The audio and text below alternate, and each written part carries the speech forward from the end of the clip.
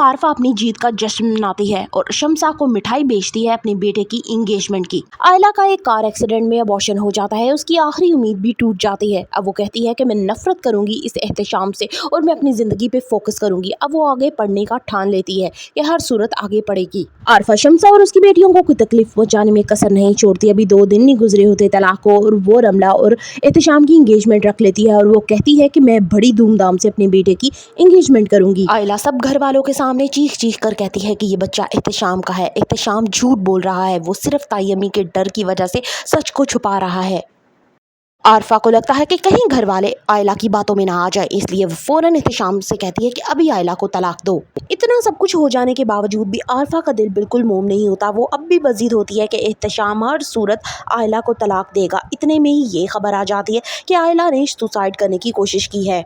Drama बहुत ही दिलचस्प मोड़ पर आ चुका है। आज आयला बिल्कुल अकेली रह जाती है। वो शख्स जो उससे मोहब्बत के दावे किया करता था आज उसे सबके सामने अकेला छोड़ जाता है। ताईजान तो पहले ही इस शादी के बहुत खिलाफ थी। जब वो ये खबर सुनती हैं तो वो सारा इल्ज़ाम आयला पे दे देती हैं। वो अपने बेटे से जब पूछती हैं तो बेटा भी साफ तौर पर इनकार कर देता है कि उस सारे मामले को वो जानता ही नहीं है। आयला को उसके अपने ही घर वाले मशकूक नज़रों से देख रहे हैं। आज आयला के किरदार पे उंगलियां उठ रही हैं और वो शख्स उठा रहा है जो उससे बेहद मोहब्बत के दावे किया करता था। घर में एक कोहराम समझ जाता है। आरफा तो फौरन अपने बेटे को कहती है कि मुझे तुम पे पूरा ही यकीन था, ये लड़की है ही ऐसी, तुम इसको अभी इसी वक्त तलाक दो सबके सामने। आरफा सबके सामने कहती है कि ये ओन ही तो आयरा को हॉस्पिटल लेके जाया करता था, इसी से ही पूछिए कि ये सारा मामला क्या है। एहतशाम सब कुछ जानते बूझते भी आज चुप कर जाता है क्योंकि वो जानता है कि अगर वो कुछ बोलेगा तो उसकी ही दुर्गत बन जाएगी।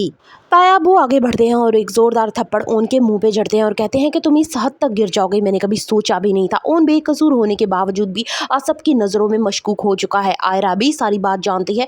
वो रोते हुए नीचे आ जाती है लेकिन तभी शम्सा आ जाती है और जोरदार थप्पड़ आयरा के मुंह पे मारती है और कहती है कि तुम इस हद तक जाओगी मैंने कभी सोचा भी नहीं था, तुमने ये क्या कर दिया, हम सबके मुंह पर कालक पोंछ दी। आरफा को लगता है कि ये सुनहरी मौका है आयरा और एहतशाम के रिश्ते को तोड़वाने का, इसलिए वो फौरन अपने बेटे से कहेगी कि जितनी जल्दी हो सके इस लड़की को तलाक दो, मैं इसे अब अपनी बहू नहीं कबूल कर सकती और एहतशाम ऐसा ही करता है। आखिरकार आयरा को तलाक हो ही जाएगी और आरफा अपनी पूरी कोशिश करेगी कि रमला और एहतशाम की इंगेजमेंट करवा दी जाए। क्या एक ही घर में ये सब पॉसिबल है?